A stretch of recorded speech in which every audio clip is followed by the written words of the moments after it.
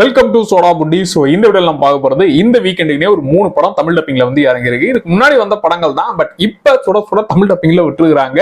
So அந்த டைம்ல நல்ல படம் தான், ஆனா தமிழ் டப்பிங்னால இதை பார்க்காம வச்சிருக்கோமே அப்படிங்கிற மைண்ட் செட்ல இருந்தீங்கன்னா இந்த 3 படத்தையும் தமிழ் டப்பிங்ல இருக்குது. நல்ல படங்கள் தான், பார்த்து விட்டுருங்க. ஒரு படமும் எப்படி இருக்குன்றத அப்படியே ஒன்னொன்னா பார்த்துருவோம். அதுக்கப்புறம் நீங்க முடிவு பண்ணிட்டு மொத்த படத்தையும் பார்த்துருங்க. அப்புறம் இன்னும் நம்ம சேனலை சப்ஸ்கிரைப் பண்ணா சப்ஸ்கிரைப் பண்ணிக்கோங்க. ஃபர்ஸ்ட் படம் வந்து நம்ம அக்ஷய் குமாரோட ஓ மை காட் 2. ஸோ இது பார்ட் 1 பார்த்துட்டு தான் இந்த படம் பார்க்கணுமானா இல்ல, அது தனி கதை, இது தனி கதை. ஸோ டேரக்டா இந்த படத்தையே நீங்க பார்க்கலாம். இது தமிழ் டப்பிங்ல இருக்குது. இது வந்து ஜியோ சினிமாவில் இருக்குது. இந்த படத்தோட ஹீரோ நல்ல தெய்வ பக்தி உடையவர். ஸோ அவர் வந்து எல்லாத்தையும் மேலகரம் பார்த்துப்பான், கடவுள் இருக்கிறான்ப்பா, கடவுள் நம்மளை பார்த்துப்பான்ன்ற மாதிரியே நம்புற ஆளு. ஸோ அவருடைய பையன் ஸ்கூல்ல ஒரு வேலையை செஞ்சு போடுறான். ஸோ அந்த வேலை வீடியோவா வெளியே வந்து ஊர் முழுக்க அதை பார்த்து போடுறாங்க. அதனால நம்ம மானம் போச்சு, மறுவாத போச்சு அப்படிங்கிற மாதிரி நம்ம ஹீரோவுக்கு ஒரு அவமானம். ஸோ இந்த ஸ்கூலை விட்டு நீ காலி பண்ணி ஆகணும் பண்ற மாதிரியே அங்க ஸ்கூல் தரப்புலையும் சொல்றாங்க. ஐயோ நம்ம பையன் இப்படி ஒரு காரியத்தை பண்ணி விட்டாங்கன்ற மாதிரி இவருமே ஒரு மாதிரி இருக்கிற அப்படி. ஸோ அந்த பையனுமே ஐயோ நாம செய்யக்கூடாத செஞ்சுட்டோமா அப்படிங்கிற மாதிரி அவனுமே குற்ற உணர்ச்சி ஆக, ஸோ ஊரை விட்டு நம்ம ஓடி போயிடலான்ற மாதிரி முடிவுக்கு வராங்க. ஸோ அதுக்கப்புறம் என்னெல்லாம் ஆச்சு, நம்ம கடவுளா அக்ஷய் குமார் சிவபெருமானா அவர் என்ட்ரி ஆகி அவர் என்ன வேலைகள்லாம் செய்யறாரு. அண்ட் இது வழக்கமா இந்த கடவுளை வச்சுக்கிட்டு கடவுளே எல்லாத்தையும் பார்த்துப்பாரு அப்படிப்பட்ட கதை கிடையாது. இதுல கடவுளே வந்து சின்ன ரோல் தான். அவர் இவன் உடஞ்சு போய் உட்காரும் போது ஒரு சின்ன ஹெல்ப் தான் பண்ணுவாரு. ஏண்டா எதுக்குடா நீ ஓடுற அப்படிங்கிற மாதிரி சின்ன ஹெல்ப் தான் பண்ணுவா அப்படி. ஸோ அதுக்கப்புறம் மற்ற வேலைகள் எல்லாமே நம்ம ஹீரோ தான் பார்த்துப்பாரு. ஸோ அவன் அப்படி என்ன காரியம் செஞ்சான், அந்த காரியத்தை இவர் எப்படி சமாளிக்கிறாரு, அதுக்கப்புறம் நடக்க போற விஷயங்கள் எல்லாமே இந்த படம். ஸோ இந்த படம் வந்து ஆக்சுவலா பிடிச்ச காரணம் வந்து இதுல கடவுள்ன்ற ஒரு விஷயத்தை எடுத்துக்கிட்டாங்க. அதை தாண்டி ஒரு வில்லங்கமான விஷயத்தை தான் கையில எடுத்துருக்காங்க. எங்கேயாச்சும் லைட்டா பிசுறு தட்டினாலும் போட்டு மொத்தமா உடைக்கிற அளவுக்கு ஏகப்பட்ட விஷயங்கள் இந்த படத்துல இருக்குது. பட் அதை எல்லாத்தையுமே அழகா ஹேண்டில் பண்ண விதம் தான். ஏன்னா எடுத்துக்கிட்ட விஷயத்தை எங்கேயுமே முகம் சொலிக்காத வகையில சொன்ன விஷயமா இருக்கட்டும், அண்ட் எடுத்துக்கிட்டு அவங்க பேசின விதமுமே அது வித்தியாசமா இருந்துச்சு. அப்புறம் இந்த கடவுள் கேரக்டரை வச்சே மொத்தமா அவர் தல்லே கட்டாம கடவுள் நம்மளை வச்சு இந்த பாருப்பா, இந்த வேலையை பாரு, இந்த வேலையை பாருன்னு அவர் நம்பிக்கை தான் கொடுப்பாரு. அதை புடிச்சுக்கிட்டு நாம தாண்டா மேல வரணுன்ற அந்த விஷயத்தை யூஸ் பண்ணது. ஸோ இப்படி இத்தனை காரணங்கள்னால எனக்கு இந்த படம் வந்து ஸ்பெஷலாகவே பிடிக்கும். அண்ட் இந்த படத்துல சொன்ன விதமுமே நல்லாவே இருந்துச்சு. ஸோ இந்த படத்தை ஒரு டிஃப்ரெண்டான நான் படம் பார்க்கணும்னு நினைக்கிறேன்.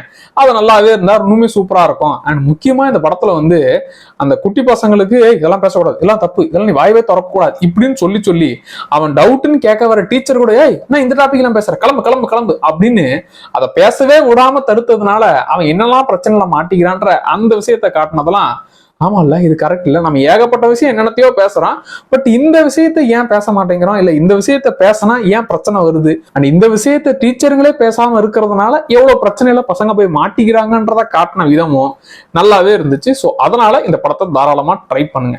நமக்கு இந்த வித்தியாசமான படம், புதுசா காட்டுற படம் அதெல்லாம் நமக்கு வேணாம்பா. நல்ல ஒரு ஆக்ஷன் படம் இந்த வீக்கெண்டுக்கு நம்ம பார்க்கணும்னா இந்த படத்தை ட்ரை பண்ணுங்க. ஸோ ஜேசன் ஸ்டாத்தமுடைய தி பீ கீப்பர் இந்த படம் வந்து தமிழ் டப்பிங்ல இப்போ வந்துருக்குது. ஸோ அதான் சண்டை படம் சொல்லிட்டேனே, இது வந்து ஒரு நார்மலான சண்டை படம், ஆஹா ஓஹோ சண்டை படம்லாம் இல்லை. இந்த படத்தோட கதை என்னன்னா, இதுல ஒரு பாட்டிமா வந்து நம்ம ஹீரோவுக்கு தங்கறதுக்கு இடம் கொடுப்பாங்க, தம்பி நீங்க இருந்துக்கப்பான்ற மாதிரி கொடுப்பாங்க. அதனால நம்ம ஹீரோவுக்கு பாட்டிமா மேல கொஞ்சம் அதிகப்படியான பாசம் இருக்குது.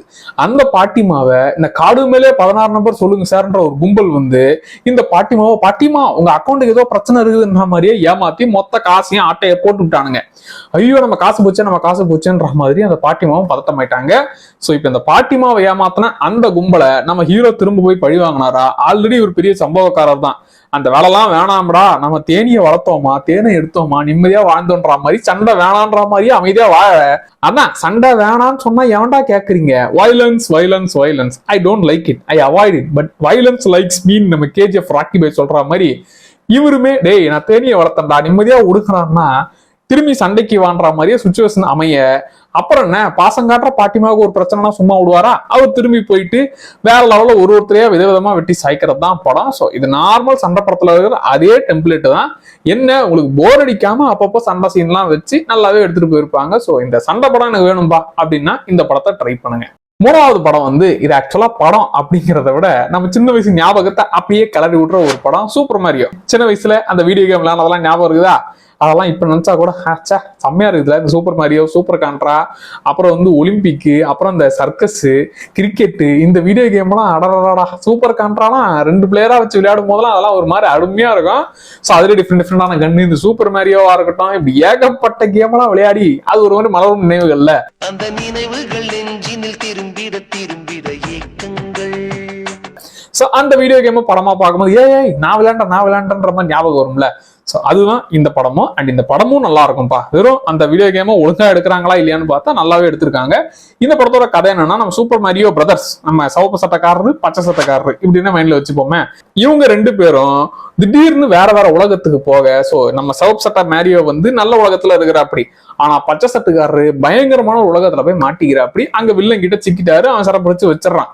ஐயோ நான் என் பிரதரை காப்பாத்தணும் அப்படிங்கிற மாதிரி நம்ம மேரியாவும் பதட்டமாவ, இந்த பக்கம் இளவரசி கிட்ட இந்த விஷயம் தெரியப்படுத்த, சோ இவங்க எல்லாம் ஒரு டீமா சேர்ந்து வில்லனை போய் வெளுத்து வாங்கினாங்களா.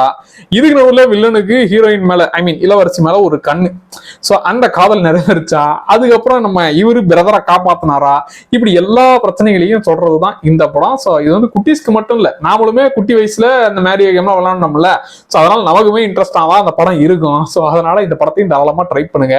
இது அப்பவே பார்த்ததுதான், பட் இப்ப தமிழ் டப்பிங்ல வந்துருக்குது. சே மேரியோ கேம் நான் விளையாடி இருக்கேன், ஆனா தமிழ் டப்பிங்ல என்ன படமா பார்க்கலப்பா அப்படின்னு நினைச்சிட்டு இருந்தீங்கன்னா இந்த படத்தை பார்த்து விட்டுருங்கப்பா.